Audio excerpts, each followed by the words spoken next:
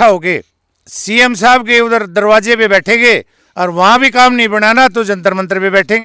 और ये जो पेपरों के साथ हो सकता है, ये तो बैठा इंसान है, कोई ठाकी इन्हें तो तड़के गुप ले जाएगा। अरे वो जब तक रिटायर नहीं होंगे ना, इनका कांग्रेसियों का दबाव तो ऐसे ही रहेगा। ये तो प्रभावशाली लोग हैं। दबंग आदमी के लिए कोई बीजेपी और कांग्रेस वाला मामला नहीं होता। 3,500 बच्चे यहाँ जो कॉलेज में पढ़ रहे हैं ना, उनको सामूहिक तौर से कॉलेज छोड़ देना चाहिए। कि अब किसी को कन्यादान के नाम के ऊपर गुमराह किया गया, किसी को शॉल बांट दिए हैं। लोहारू हल्के के राजवीर फटिया भाई, उनका तो इसमें बिल्कुल डायरेक्टली हाथ रहा है। घर में वहाँ पे उस किसी दूसरे बच्चों से उसके आंसर शीट लिखवाई गई। ये तो बहुत बड़ी बात है कि ये जिंदा है, नहीं तो ऐसे तो ये पूरा परिवार सुसाइड करने के कगार पे आ गया था।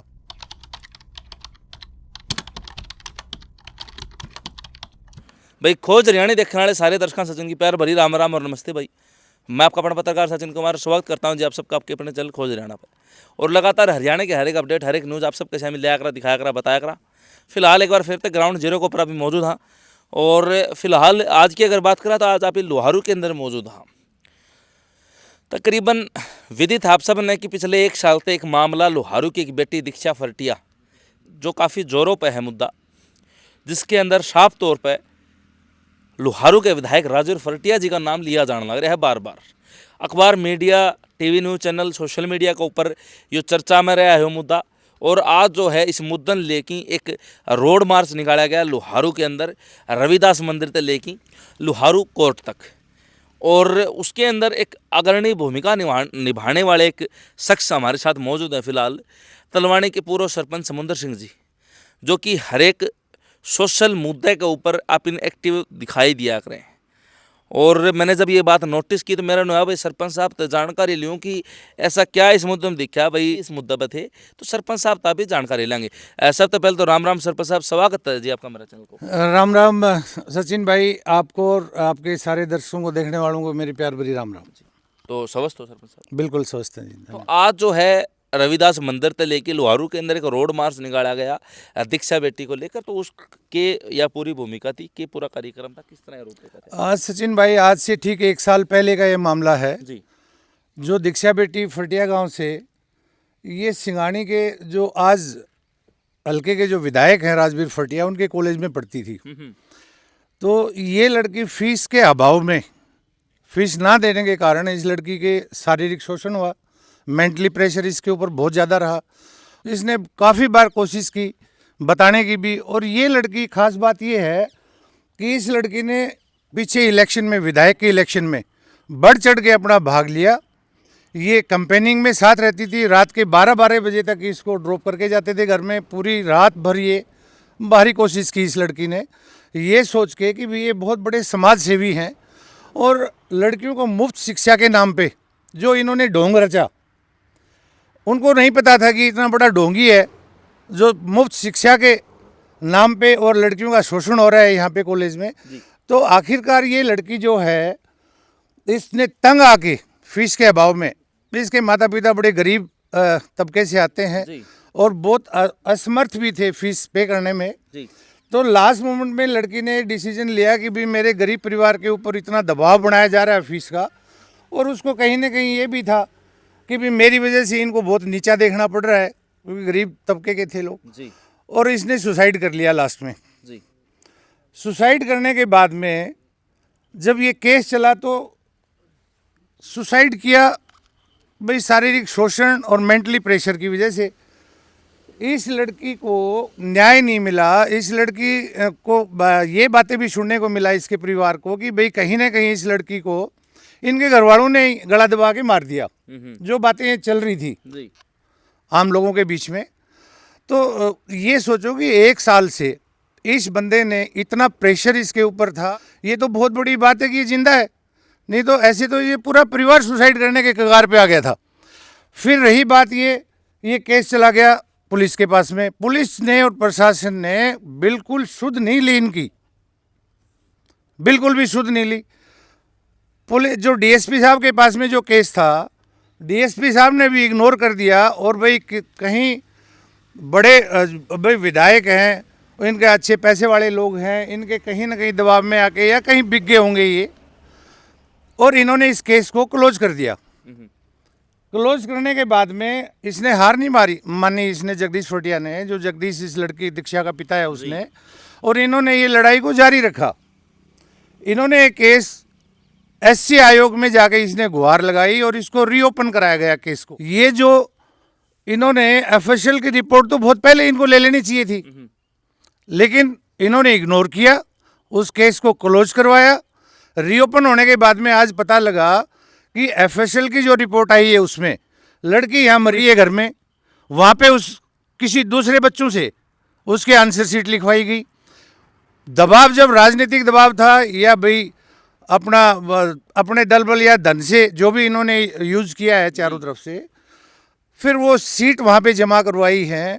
कॉलेज के प्रशासन के ऊपर भी उंगली उठ रही है इसमें, और जिसने करवाया है, और ये तो सीधी सी बात है भाई, जिसका कॉलेज है, विधायक जी का जो अभी विधायक हैं लोहारू हल्के के राजवीर फटिया, भाई उनका तो इसमें बिल्कुल डायरेक्टली हाथ रहा है।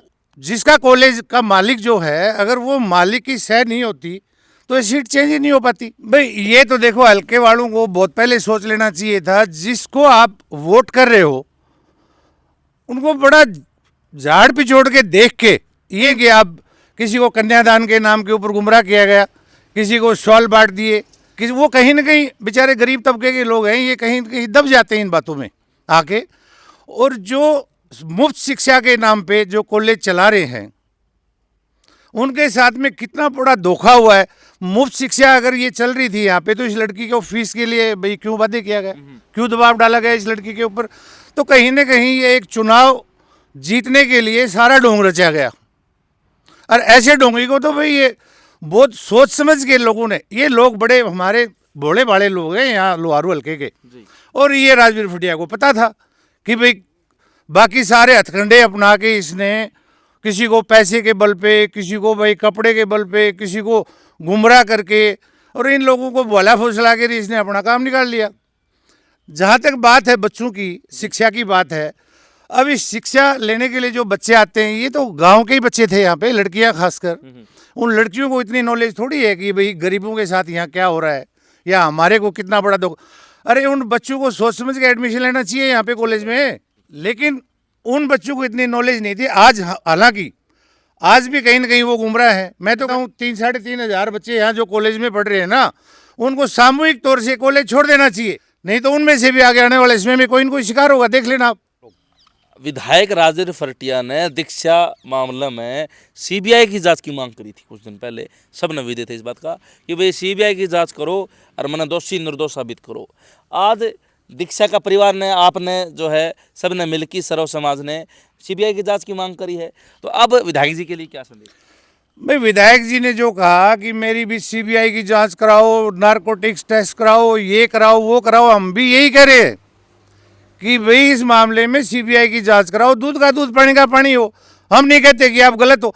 उनको पता था, उन्होंने सारा मटेरियल अपने कब्जे में लेके उन्होंने तो सोच लिया तो मैटर ही क्लोज कर दूंगा मैं, सीबीआई की जांच में क्या रखा हुआ है, उससे पहले तो क्लोज ही करवा दिया। और हम भी यही रिक्वेस्ट करें शासन और प्रशासन से, और पुलिस से भी, मैं पुलिस को भी मैं ये बताना चाहता हूँ कि इस जनता को, भोली भाली जनता को तुम लोग किसी के दबाव में आके बेवकूफ़ बनाने की कोशिश मत करो, अपना काम करो। सरकार ने आपको वर्दी दी है, सरकार ने जो आपको ड्यूटी दी है, आप वो अपनी ड्यूटी निभाओ। आप ड्यूटी तो निभा नहीं रहे, किसी के दबाव में आके, और गरीब आदमी है। अरे कोई दबंग आदमी होगा, वहाँ जाके देखो ना, इस पुलिस की अगर फीतना पाट दे तो 1 मिनट में। तो एक बात बताऊँ जी, आप नो कह रहे हो भाई दबंग बताया आपने विधायक जी, लेकिन सरकार तो सर साहब भाजपा की, विधायक कांग्रेस का, कांग्रेस वाले बीजेपी में किस तरह चल जाएगी? इसमें कोई देखो, ये कोई बीजेपी या कांग्रेस का मामला नहीं है। मेरे रसूख किससे अच्छे है, मेरा प्रभाव कहाँ पड़ सकता है? ये तो प्रभावशाली लोग हैं। दबंग आदमी के लिए कोई बीजेपी और कांग्रेस वाला मामला नहीं होता। अरे ये तो भाई सारे जो लोग ये जो कह रहे हैं ना, सत्ताधारी, उसकी आड़ में ये अपना फायदा उठा रहे हैं।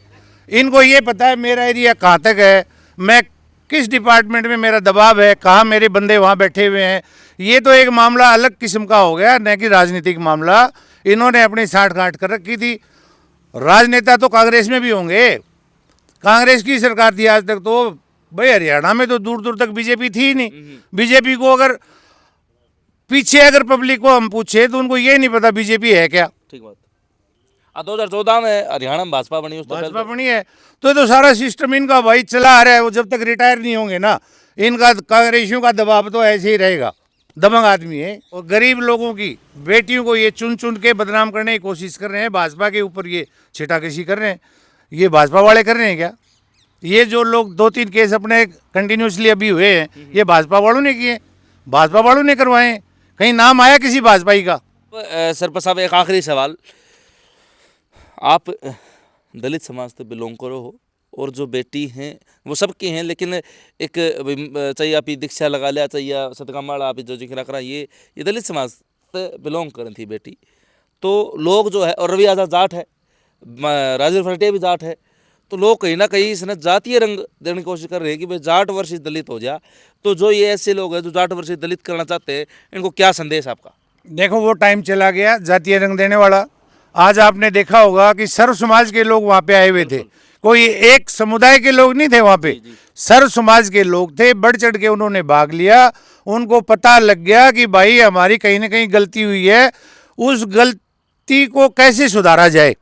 सारे लोग मिलके, सर्व समाज की वो बेटी थी, वो बेटी अकेली जगदीश फरटिया की नहीं थी, वो सबकी हमारी बेटी थी, पूरे समाज की बेटी थी।